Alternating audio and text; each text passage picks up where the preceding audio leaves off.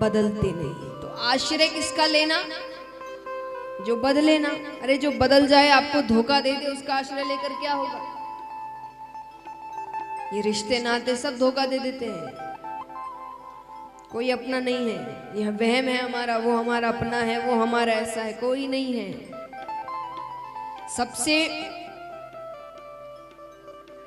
सबसे बड़ा सत्य, सोचिए उस समय शायद ही कोई व्यक्ति किसी के लिए झूठ बोले या गलत सोचे, पर जब किसी की मृत्यु हो जाती है तो उसके कई ऐसे अपने होते हैं, बहुत अपने, जो रो रहे होते हैं और ये कह रहे होते हैं कि उसको क्यों ले गए, मुझे क्यों नहीं ले गए।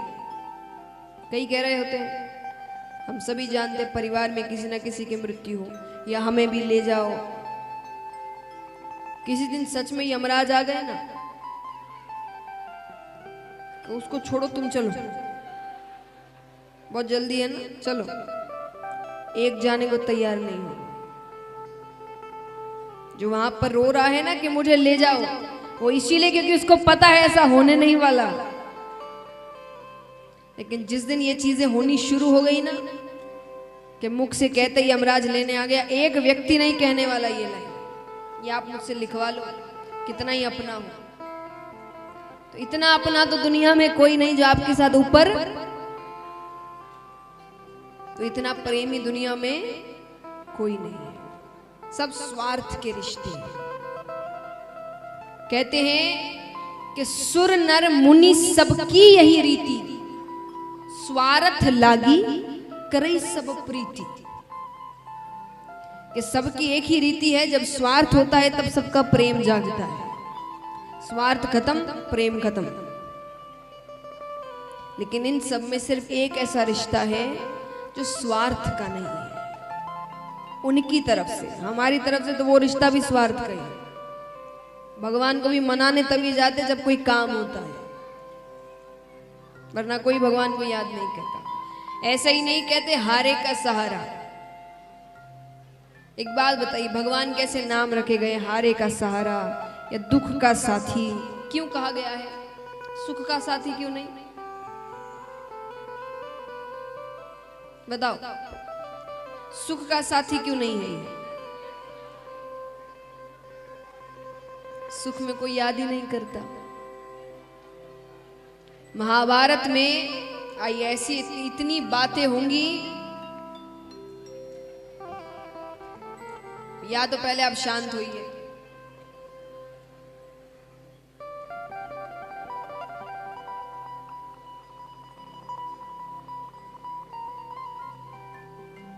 कर लो कर लो।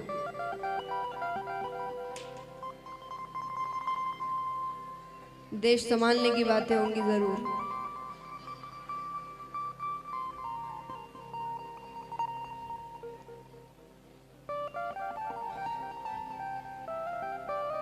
आइए। तो महाराज, तो भगवान ऐसे, अब कई लोग कहते हैं कि आप सब कहते हैं भगवान का आसरा लो, संसार झूठा है। पर संसार तो दिखता है, भगवान दिखते ही नहीं। जो दिखता ही नहीं उसका आश्रय कैसे ले ले? लेकिन देखिए, सच का मतलब ये तो नहीं है कि जो दिखे वो सच। यहां बात क्या हो रही है? सच क्या है, कौन दिख रहा है कौन नहीं, ये नहीं। और आश्रय सच का लेना चाहिए। तो ये तो कहीं नहीं लिखा कि जो दिखे वो ही सच। और संसार सच कैसे नहीं है, उसका भी उदाहरण आता है कि जो चीजें बार बार बदलती जाए वो सच नहीं है। अब अगर संसार का आश्रय मानते, संसार क्या है? धन दौलत, नाम शोहरत, रिश्ते नाते, ये सब कुछ संसार है। एक छोटा सा बच्चा है, उसके सामने 1 करोड़ रुपए रख दो और कुछ खिलौने रख दो, वो क्या उठाएगा? जोर से कहिए। खिलौने। आप क्या उठाएंगे?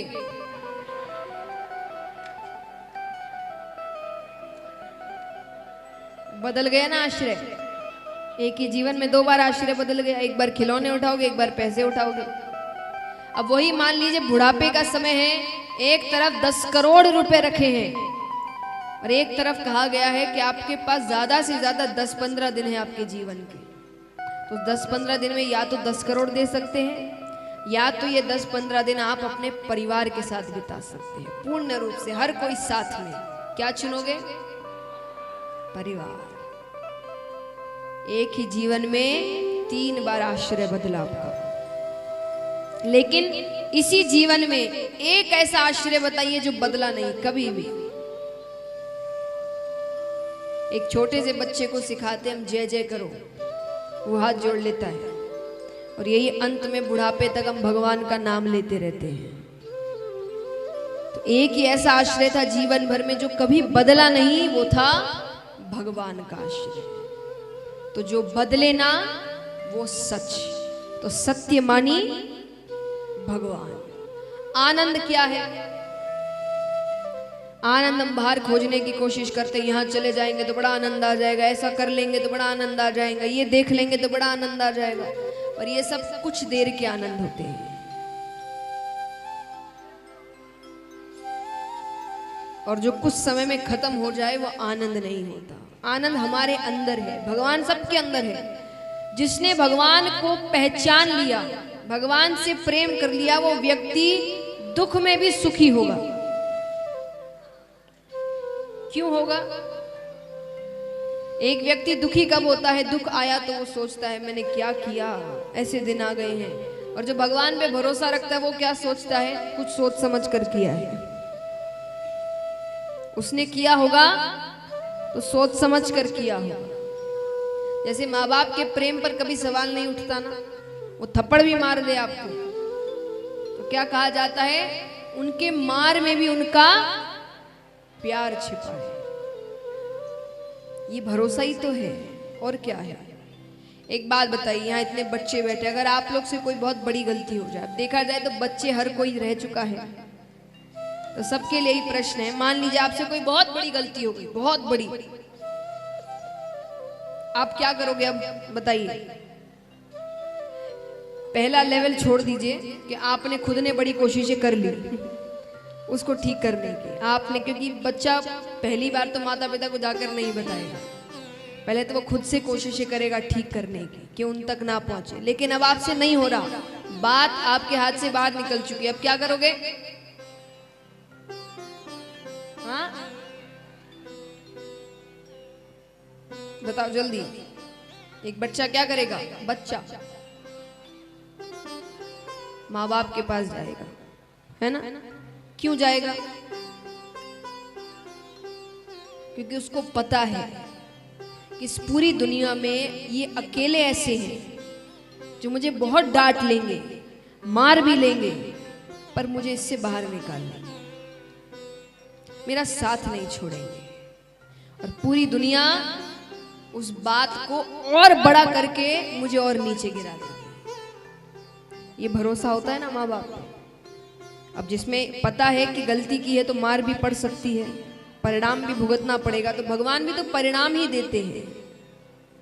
जो दुख है वो क्या है? वो परिणाम है हमारे, हमने कुछ गलती करी है, कोई ना कोई तो गलत काम किया है जिसका परिणाम, जिसकी सजा मिल रही है। तो जो भरोसा माँ बाप पे रखते हो कि बड़ी से बड़ी गलती हो जाए लेकिन पता है वो जो करेंगे सही करेंगे, वो भरोसा भगवान पर रखो। क्योंकि आजकल वो भरोसा खत्म होता जा रहा है। यहाँ एक काम ना हो और लोग भगवान बदल ले, एक काम नहीं होता तो भगवान बदल ले। यहाँ काम नहीं हो रहा, दूसरी जगह प्रसाद चढ़ाते हैं, ये देवी नहीं मान रही, वो देवता के पास जाते हैं।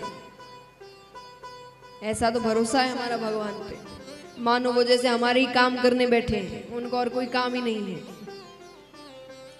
और वही उनको समय देने का समय आता है तब,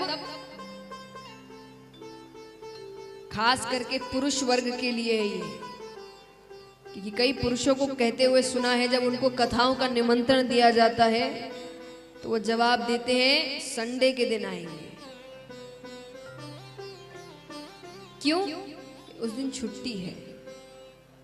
मान लीजिए कभी ऐसा हो ना भगवान, लेकिन कभी आप पर कोई संकट आया और आप भगवान को पुकार रहे हैं रो कर खूब, भगवान मेरी रक्षा करो, भगवान बोलेंगे संडे के दिन आना, उस दिन मेरी छुट्टी होगी। अच्छा लगेगा आपको? उनको अच्छा लगता होगा। ये काम कराते वक्त तो कैसे चाहते हैं कि मैं एक पैर पे खड़ा रहूं इनके लिए, और मुझे समय देने के समय ये अपने अनुसार मुझे समय देते हैं कि हम खाली होंगे तो समय देंगे। पूरी दुनिया से पहचान बनाने में लगे पड़े हैं हम। यहाँ हर व्यक्ति चाहता है बड़े बड़े लोगों से पहचान बने, बनाते ही है। सभी कोशिशें करते होंगे यहाँ पर पहचान बनाने की, उससे रिश्ता बना रहे हैं, ऐसे लोगों से रिश्ता बना रहे हैं, बातें कर रहे हैं। क्यों करते हैं हम सब बताइए? क्योंकि एक साधारण चीज है, हर व्यक्ति करता है। क्यों करते हैं हम किसी लोगों से, बड़े बड़े लोगों से पहचान क्यों बनाते हैं बताइए? क्योंकि सब करते हैं ये चुपचाप बैठने से कुछ नहीं होगा, ये काम सब करते हैं। बताइए क्यों बनाते हो बड़े बड़े लोगों से पहचान? सही आंसर नहीं है एकदम।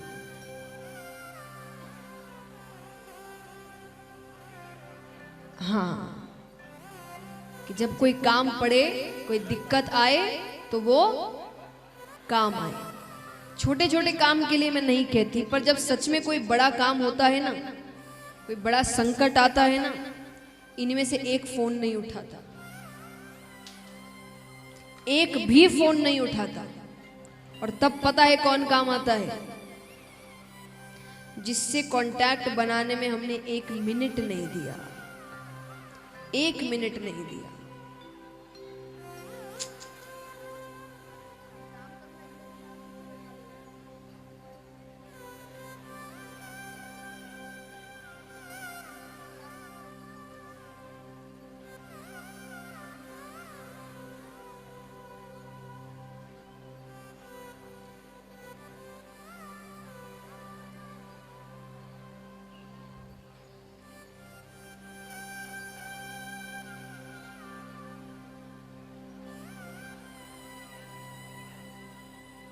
तो जब सच में संकट के दिन आते हैं, तब एक ही व्यक्ति काम आता है जिससे संबंध बनाने में आपने बिल्कुल समय नहीं दिया।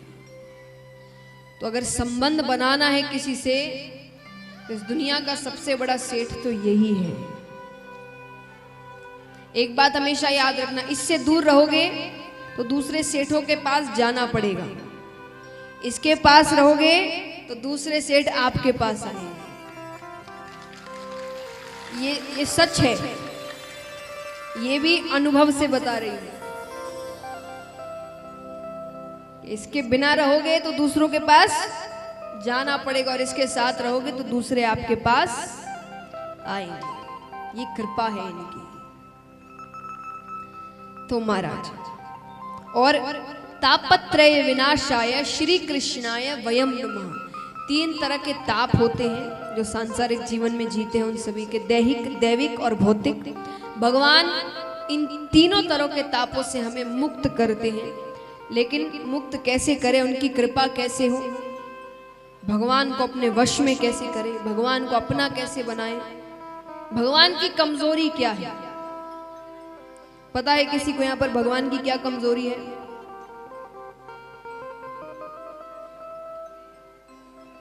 भगवान भक्त को रोते हुए नहीं देख सकते।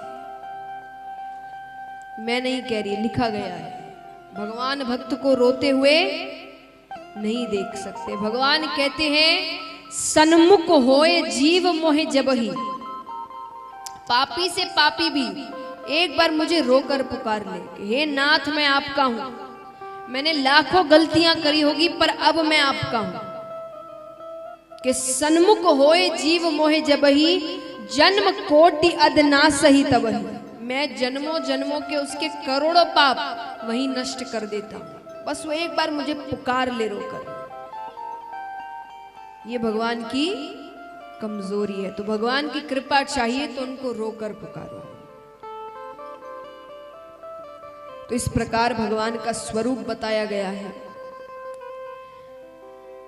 अब हम जानते हैं सुखदेव जी के अवतार की कथा। क्योंकि ये कथा देखी जाए तो कल से हम सभी सुखदेव जी के मुख से ही सुनेंगे। आज थोड़ा इधर उधर 2-3 जगह से सुना है, कल से सुखदेव जी हमें ये कथा सुनाएंगे।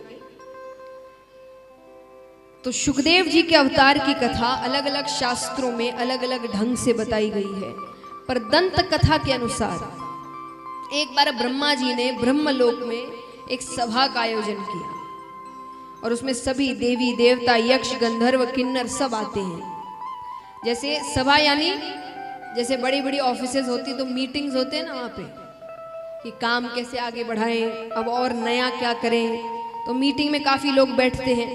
तो ये ऊपर भी होती है, वो पूरी दुनिया चला रहे हैं, वहाँ मीटिंग्स नहीं होगी, अब नया क्या करें, ऐसा चल रहा है दुनिया को ठीक कैसे करें, वहां ऊपर भी ये सब काम होते हैं। पूछा कि 3 लोग 14 भुवन में सबसे महत्वपूर्ण कीमती वस्तु क्या है। अब सब अपनी अपनी राय दे रहे हैं, कोई कहे कि हीरा, कोई कहे सोना स्वर्ण, कोई कहे चांदी। अब वहां ऋषिगण भी बैठे थे, उन्होंने कहा ये सबसे कीमती तो नहीं है, ये बहुतों के पास मिलेगी, यहां भी कईयों के पास होगी सोने की वस्तु। किस किस के पास है, हाथ उठाना।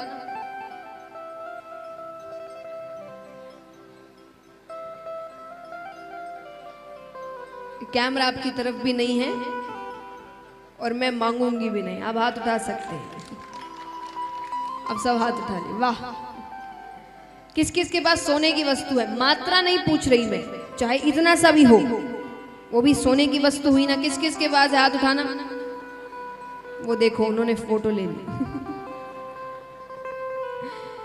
यानी अर्थ क्या है कि अब इतने सारे लोगों ने हाथ उठाया, माने तो ये कोई बहुत कीमती वस्तु हुई नहीं। जो कईयों के पास मिल जाए वो सबसे महत्वपूर्ण तो नहीं हुई। तो ऋषिगणों ने कहा तो ये तो कईयों के पास मिलेगी, इसमें सबसे कीमती या सबसे महत्वपूर्ण वाली बात तो कुछ नहीं है। तो सबने कहा तो आप बताइए ऐसी कौन सी चीज है जो हर किसी के पास नहीं मिलती। तब उन्होंने कहा अगर ऐसी कोई वस्तु है तो वो है प्रेम।